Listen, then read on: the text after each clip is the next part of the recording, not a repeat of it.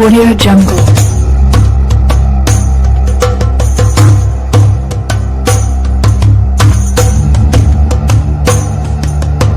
Audio Jungle. Allah ciptakan makhluk yang namanya malaikat. Dia punya akal tapi tidak memiliki hawa nafsu. Allah berikan makhluk di dunia ini yang namanya binatang, diberikan hawa nafsu tanpa diberikan akal. Allah ciptain manusia, ada akal, ada hawa nafsu dan iman. Nah, akal, hawa nafsu semua hamba Allah yang dikatakan manusia punya, tapi iman hanya orang yang dipilih oleh Allah. Ramadan kemarin kita diajarin tuh, hawa nafsu, yang namanya hawa nafsu menginginkan sesuatu yang dia inginkan dan diprioritaskan.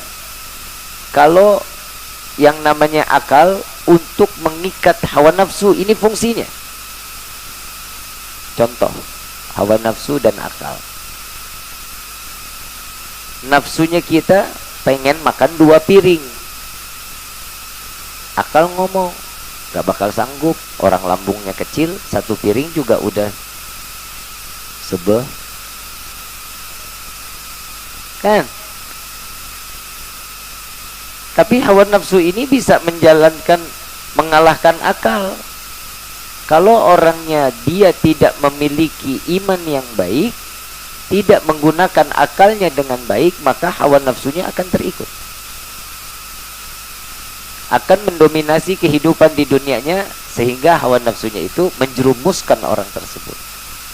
Tempe, tahu, halal apa haram? Kalau dimakan tengah hari di selain bulan Ramadan boleh, itu hawa nafsunya. Tapi begitu datang bulan Ramadan, boleh nggak kita makan tempe, tahu di siang hari? Nggak boleh. Hukumnya apa? Haram. Bolehnya kapan? Maghrib boleh kita buka. Kenapa? Hawa nafsunya, pengen banget nih tempe tahu pakai sambal sama sayur asam, ya Allah enak banget ini. Hawa nafsunya. Tapi akal bilang jangan, ini bulan Ramadan. Iman ngomong, kalau sampai kemakan itu tahu sama tempe, dosanya besar loh. Iman tuh yang nenangi. Sop buah, kelapa muda, halal apa haram? Halal. Kalau dimakan, diminumnya tengah hari selain bulan Ramadan boleh. Kalau diminumnya saat bulan Ramadan boleh. Minumnya siang, sore boleh. Berubah hukumnya jadi apa? Haram. Kalau yang haram aja di bulan Ramadan, yang halal aja di bulan Ramadan bisa kita tahan, apalagi saat keluar dari bulan Ramadan. Yang haram harus dijauhkan. Boleh dimakannya kapan tuh sop buah, kelapa? Boleh dimakannya kapan saat Ramadan? Maghrib. Bu, istri halal nggak buat suaminya? Habis subuh boleh digunain. Pagi, duhur, asar. Saat datang bulan Ramadan boleh? Nggak boleh. Apa hukumnya? Haram, jangan deket-deket. Bolehnya kapan? Bis taraweh, maghrib, buru-buru banget. Jadi sesuatu yang diinginkan hawa nafsu, akal menjaga hawa nafsu. Nah, itu fungsinya apa? Nah, buat yang sekarang nih, nahan-nahan, jauhin yang haram, yang syubhat jauhin, yang makruh seandainya bisa ilangin, kan begitu? Sesuatunya ilangin. Allah Subhanahu wa ta'ala memberikan satu perintah puasa agar manusia itu tahu, bukan kalian aja. Di zaman dahulu, sebelum kalian diciptakan sudah ada puasa. Puasa Nabi Daud, terpuasa, besok enggak, besoknya lagi puasa, besok enggak, itu puasa. Nabi Musa ada puasanya full. Nabi Musa sampai iri. Nabi Musa bilang, ya Allah, hamba ini sudah berpuasa, sudah ibadah, sudah sholat, Sholatnya Nabi Musa sama kita beda. Kalau kita kan sholat 5 waktu. Di zaman dulu juga ada ibadah. Ibadahnya entah 1 jam sekali 2 rakaat. Mungkin gimana, nggak tahu lah. Pokoknya ada lah ibadah. Dan tapi mereka ini mengatakan Nabi Musa kepada Allah, berarti pahala aku banyak dong. Aku telah nurut dengan apa yang kau kehendaki. Apa jawaban Nabi Musa? Apa jawaban Allah? Ya Musa, kau belum seberapa. Ada di akhir zaman sekelompok umat, dia aku berikan waktu 1 bulan lamanya berpuasa, tapi di dalamnya ada rahmat, ada maghfirah, ada itqun minan nar. Kok bisa cuma 1 bulan? Iya, kuat, gede orangnya. Enggak, kecil-kecil. Nabi Musa kan beberapa lama lalu tuh katanya ada tongkatnya ditemuin, katanya tongkatnya panjangnya 13 meter. Tongkat itu kan sepinggang atau sedada, pokoknya kita ambillah sepinggang. Kalau 13 meter sepinggang, berarti tingginya Nabi Musa 26-27 meter kira-kira. Puasanya kuat, badannya gede-gede. Kita badannya kecil, puasa 1 bulan berkahnya banyak. Sampai Nabi Musa bilang, ya Allah, jika itu nikmat yang telah Engkau berikan kepada umat Rasulullah, maka jadikanlah aku sebagai umat Nabi Muhammad SAW. Nabi Musa aja pengen jadi umatnya Nabi. Nah kita yang udah jelas dikasih jadi umat tapi blow on, dikasih rahmat, terawihnya bolong-bolong, puasa males, apalagi sore benar udah nih puasanya dari subuh sampai asar udah bener banget. Begitu asar keluarin motor, jalan-jalan. Apa itu? Hah? Ngabuburit? Ajaran siapa? Sunnahnya siapa? Nyari takjil ini dikhawatirkan. Takut apa yang dikatakan oleh Rasulullah di dalam hadis, banyak umatku mereka berpuasa seakan-akan puasanya itu dengan kebetul benar. Padahal dia puasanya itu cuma nahanin lapar dan haus.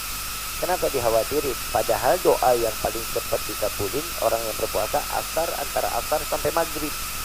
Nabi kan ngajarin tuh, asyhadu an la ilaha illallah astaghfirullah nas'aluka jannata wa na'udzubika minan nar Allahumma innaka afun karim tuhibbul afwa wa'fu anna. Ini kan diajarin sama Nabi, minta ampun, bersaksi di hadapan Allah dengan segala kekurangan ibadah kita, mudah-mudahan diterima sama Allah. Kan begitu.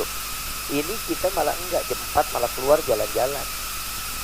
Ketemu tetangga, baru beli motor, nanya sama suami yang tuh, tetangga beli motor, itu duitnya dari mana tuh ya? Ada aja jadi dosa. Ada Yati baru beli emas, beli emasnya dari pergelangan tangan sampai sikut. Jadi sih dengerin aja, bebas aja orang gue yang ngomong. Beli dari pergelangan tangan sampai sikut. Si Yati ini orangnya baik, tiap tetangga lewat sopan, Neng, Bu, mau kemana? Mampir. Emang udah kebiasaan. Tapi datangnya Ramadan, saat dia beli emas buat lebaran, begitu sampainya mau dia udah dibeli, dia lagi coba pantas apa enggak. Begitu dipakai, mau mandi, ntar dulu deh, saya nyapu dulu, ntar habis mau mandi baru saya buka gelangnya. Nyapu depan rumah.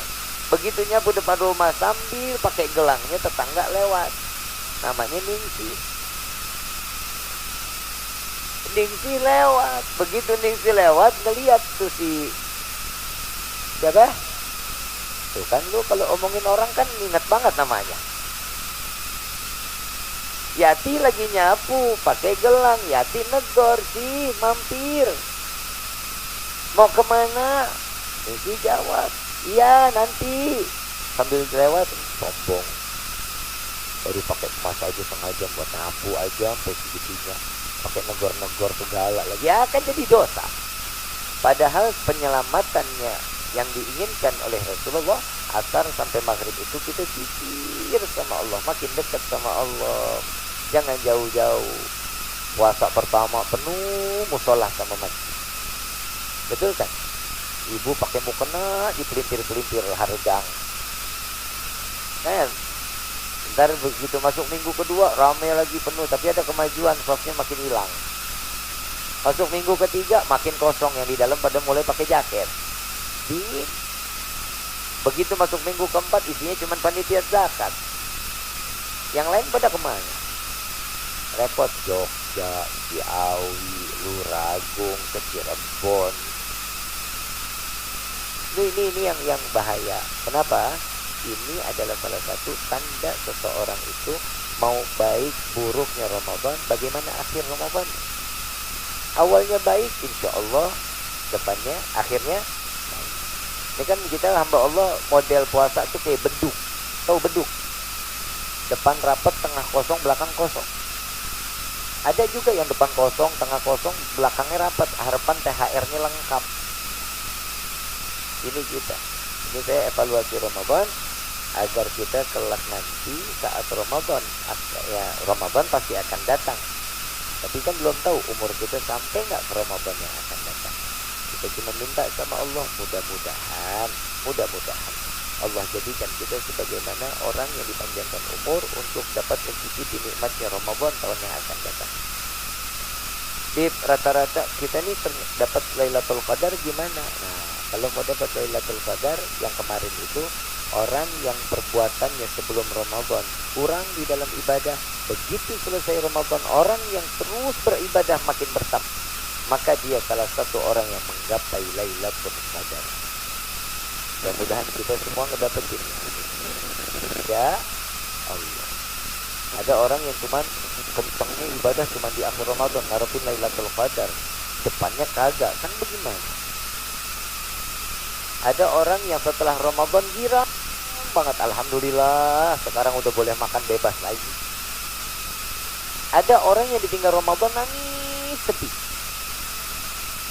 Ada orang yang menjalankan Ramadannya itu setiap hari dan setiap bulannya Ramadan buat dia. Makin bertambah nilai ibadahnya, maka itu orang yang Ramadan yang diterima oleh Allah.